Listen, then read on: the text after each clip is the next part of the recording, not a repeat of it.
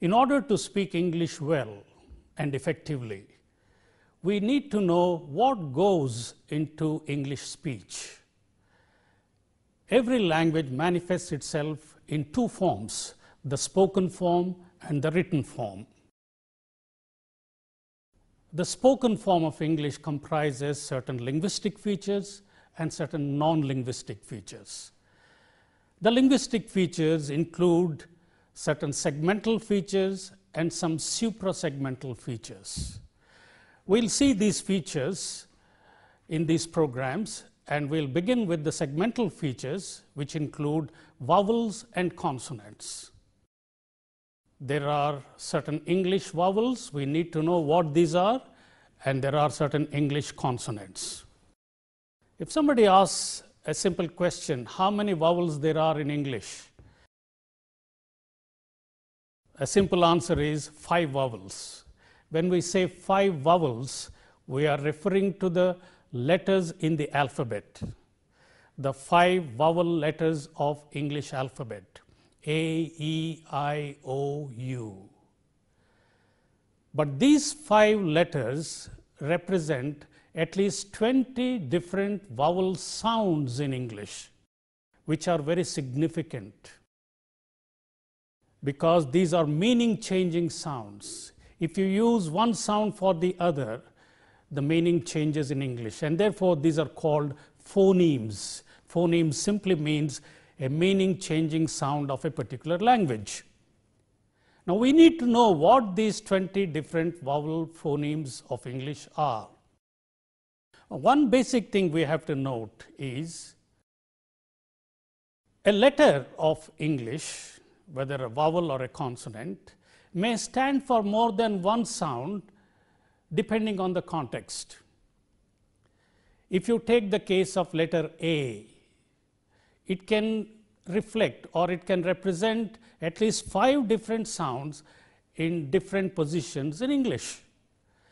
And we have to know the correct pronunciation by only going to the dictionary. For example, this dictionary, the Cambridge Dictionary of English Pronunciation, and this is a well-known reference point to know the pronunciation of English. And when you turn the cover of this, you see on the very first page itself, at the back of the cover, the vowel phonemes and the consonant phonemes are mentioned here with phonetic symbols. So it's important for us to know what the phonetic symbol stands for, what sound it stands for, get to know them, and when we have a doubt about pronouncing a particular word, we have to look up the dictionary and get the pronunciation right. If we take the case of the letter A, as we just now mentioned, and I said it reflects at least 5 different sounds in different positions. Let's take this. This is the letter, and we have in a word like apple, it reflects or it represents the sound A in apple.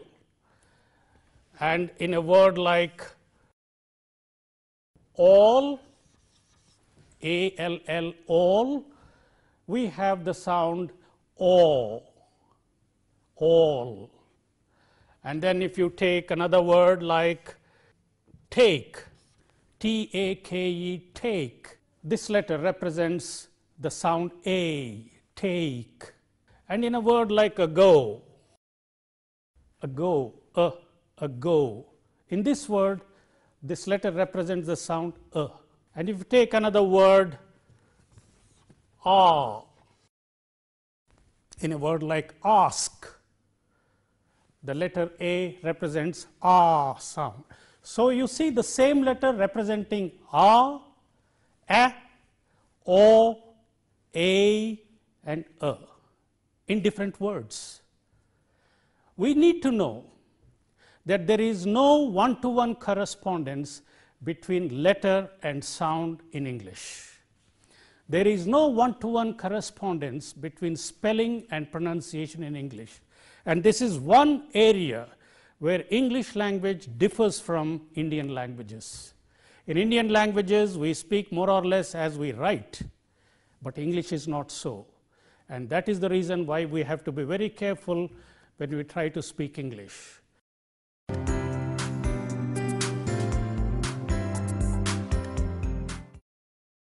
Now, what are the various vowel sounds or vowel phonemes of English? We have long vowels, we have short vowels, and we have diphthongs. We have to note that the length of the vowel can differentiate the meaning in English. For example, if you take F-E-E-L, feel, and F-I-L-L, fill, feel and fill. The difference between these two words is brought about just by shortening the length of the vowel. The first word has a long vowel, feel. The second word has a short vowel, fill. So the length of the vowel can change the meaning in English. We have to be very careful about that. Similarly, P-O-O-L, pool, and P-U-L-L, pull. The first one has a long vowel, the second one has a short vowel. So vowel length is phonemic in English. Some Indian languages do not have this length as a meaning changing factor in those languages. But such people with the background of these languages like Bengali, Oriya, and Assamese, if they speak English, they feel that the length doesn't matter, and so they make the long vowel short and the short vowel long, and confusion takes place. So we have to take care when to use a long vowel, and the length has to be sustained, and when you use a short vowel, the vowel has to be made short. And then we also differentiate the English vowel between the rounded vowels and the unrounded vowels. Some vowels in English like O, oo, etc.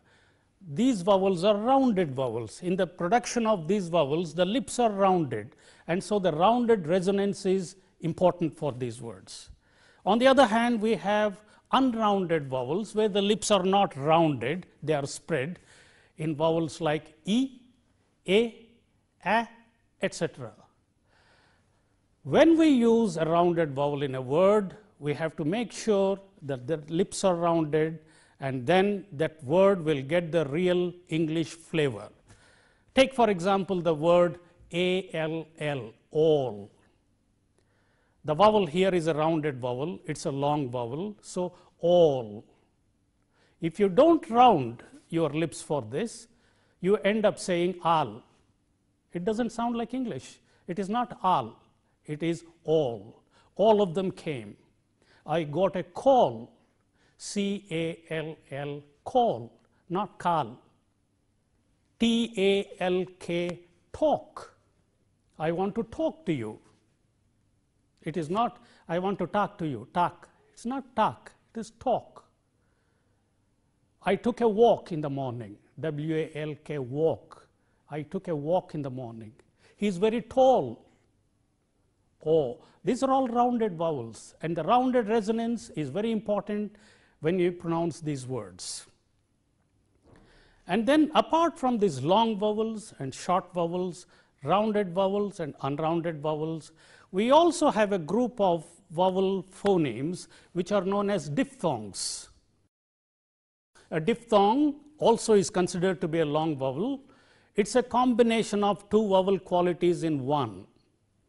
A diphthong like I, for example. When I say I, the pronoun I, you have initially a and finally e. Put together, it makes one phoneme, and that is I. And similarly, a, and so on.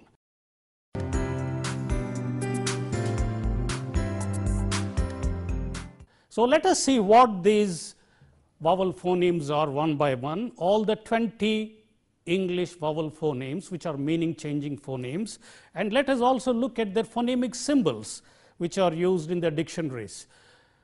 The long vowels are E, for example. and these two dots indicate the length of the vowel E, as we have in a word like see, feel, me, knee, and so on. And then we have another long vowel which is ah, as we have in a word like ask, father, park, and so on.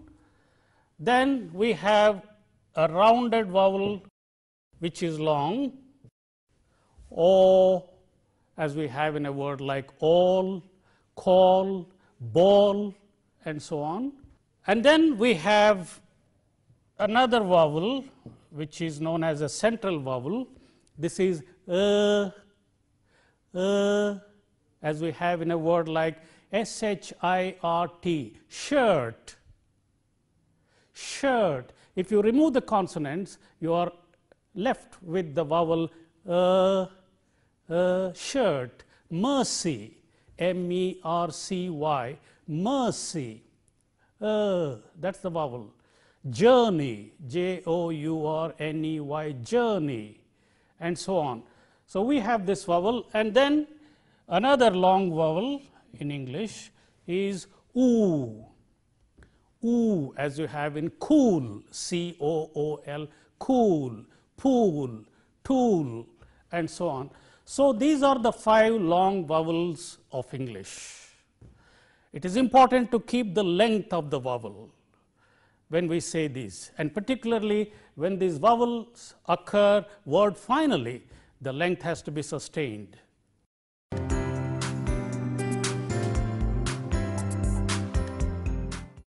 Let us see the short vowels of English. We have E, the vowel E, as you have in sit, pit, fit, etc. In the word city, in both syllables we have the short vowel E, and then we have A, as you have in pet, met, set, get, net, A. Then we have the vowel A, as you have in the word pat, cat, rat, mat, and so on, the vowel A. And then we have the vowel O, which is a rounded vowel, O, as you have in a word like hot, caught, lot, shot, and so on.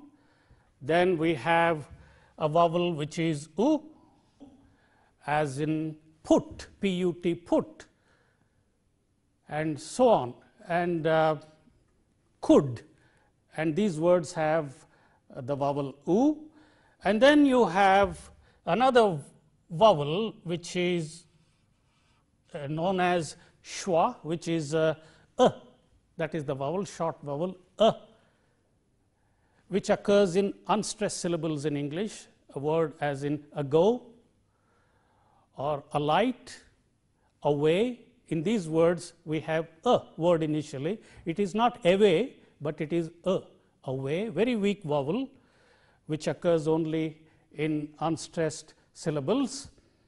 And then we have another short vowel which is is short but open, as we have in the word N-U-T, nut, C-U-T, cut, and so on, nut, cut, but, and so on. So all these, that is the 7 or short English vowels. If you substitute one for the other, the meaning changes in English. For example, instead of saying pit, if you say pet, the meaning changes. Instead of saying pet, if you say pat, the meaning changes. So that is why these are meaning changing sounds of English.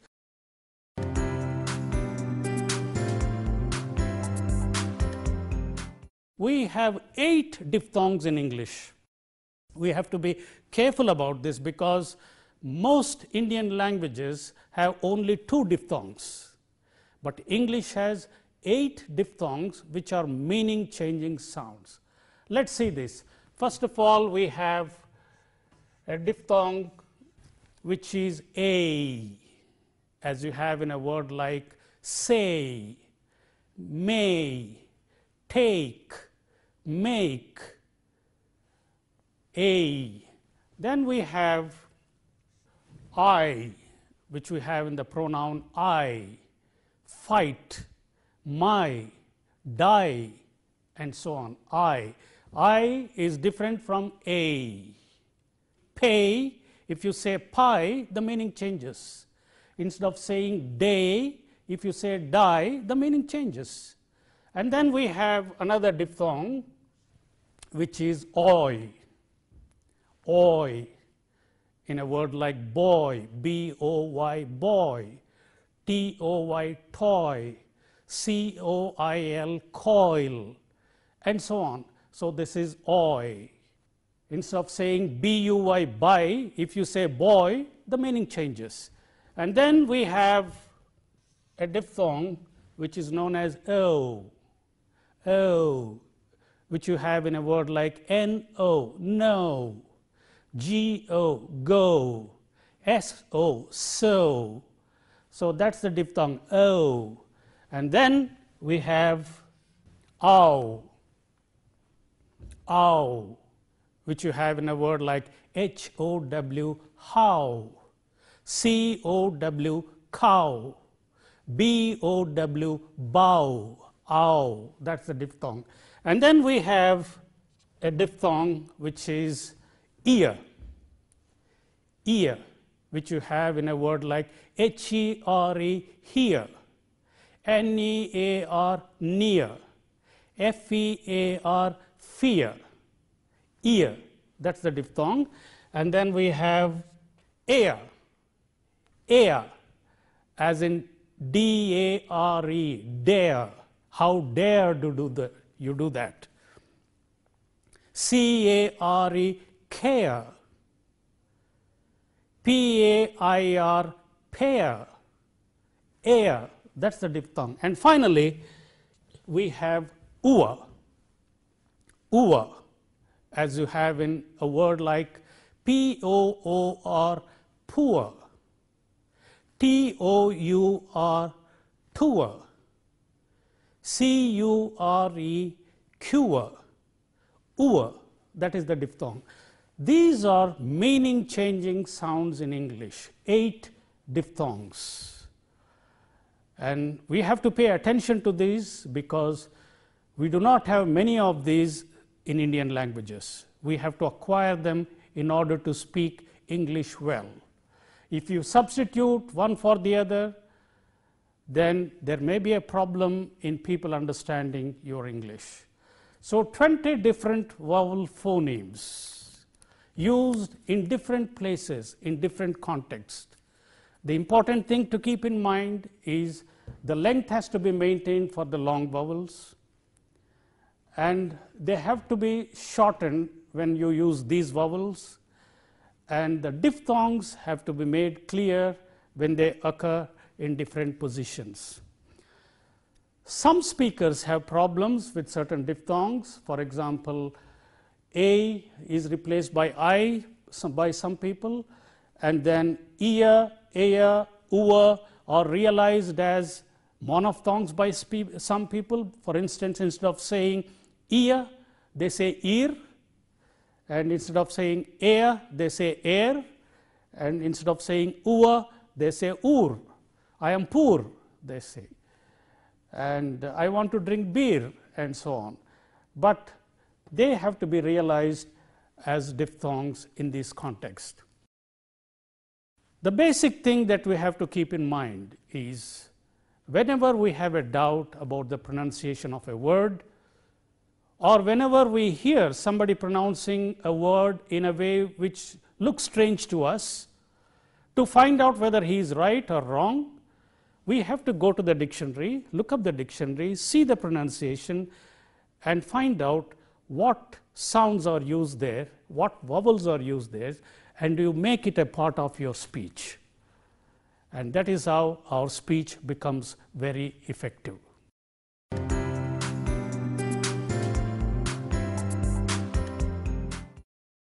We have to be careful about certain word endings which we use in English. Especially Indian speakers go by the spelling and they try to reflect the letter when they pronounce that word. For instance, let's take words ending in age, a simple word like village. People go by the spelling and they say village. I am going to my village. But here, the vowel which is reflected is E, not A, but E. Village. Same is the case with luggage, baggage, marriage, courage, cabbage, and so on. All these words, it is ij, not age, but ij. Similarly, people go by the spelling in words ending in ment. People go by the spelling and say ment. Actually, the vowel sound here is ment, not meant, but ment. Predicament, establishment, management. See, management, not management, but management, ment. And then words ending in ness. Again, people go by the spelling and say ness. It is not ness, but it is nis. The vowel is E. Cleanliness, godliness, nis. So that's the vowel. We have to be very careful because spelling many times misleads us. There is no logic. It is not because in one place the letter is used in one way, it doesn't follow that in another place also it should be used in the same way. Take, for example, these two words. The same letter in both the words, but the sounds are different. For example, in this word, the sound is u, put, u. But in this, it is cut. So here you say put, here you say cut, the same letter reflecting two different sounds. And this is the arbitrary nature of the language. And as I said earlier, there is no one-to-one correspondence between spelling and pronunciation in English. And we have to know, whenever we have a doubt, the only answer is to go to the dictionary and find out what it is. And then there are certain problems with certain linguistic communities in India. Telugu speakers, for instance, have a problem with I and A. They freely exchange them because in Telugu language, I or A, when you interchange them, it doesn't bring about a change in meaning at all. But in English, it does. In English, if you say this instead of this, the meaning changes. And that's why these speakers, in a word like child with I, they realize it as child. And in a word like training with this vowel A, they realize it as training. So they interchange them freely, but we should know when to use what. And we should know that these two are meaning changing sounds in English. And then speakers of Bengali, Oriya, Assamese language and some Hindi speakers should maintain the vowel length. When they say a word like city, you cannot realize it as city because that means something else.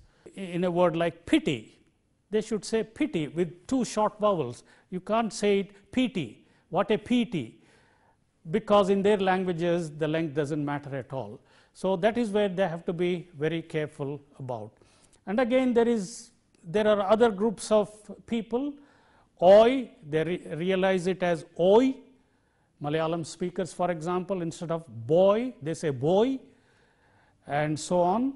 So they have to take care of that. And again Telugu speakers, instead of saying beer, they say beer. Instead of bear, they say bear. Instead of care, they say care.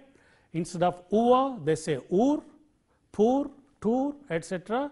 But in such situations, the diphthong has to stand out and it has to be pronounced very clearly.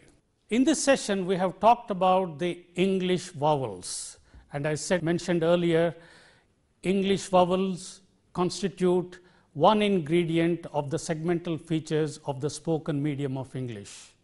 In the next session, we will be dealing with consonant phonemes.